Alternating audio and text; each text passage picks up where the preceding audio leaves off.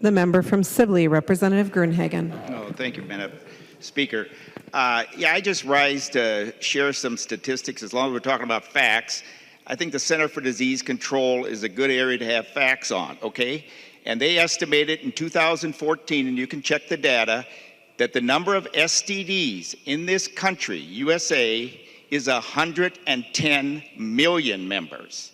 Okay, that means 1 in 3 people, according to their high estimate, are walking around with an STD. Now, we've had a form of comprehensive sex ed.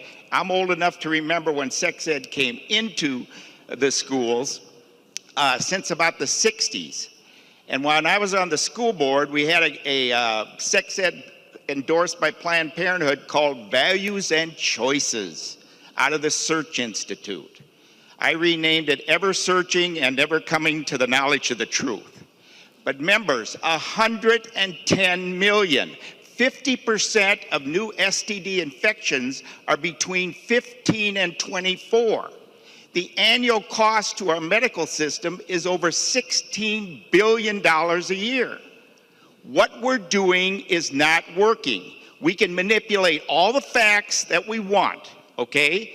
But the fact is, even the CDC says it's at an epidemic level, and more comprehensive sex ed and mandating that in this bill is not the answer, okay?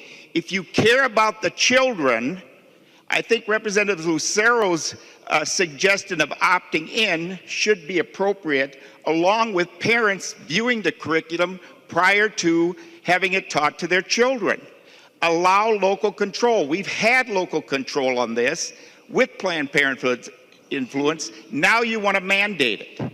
Members, I'm not going to ask us to count off by threes to get the full impact of 110 million, but I want you to think about that. We have created a sex-saturated society where we even identify ourselves based on our sexual behaviors. This is perverted and unhealthy. Think about it, members. And now we want to teach it down to the elementary level? This is craziness.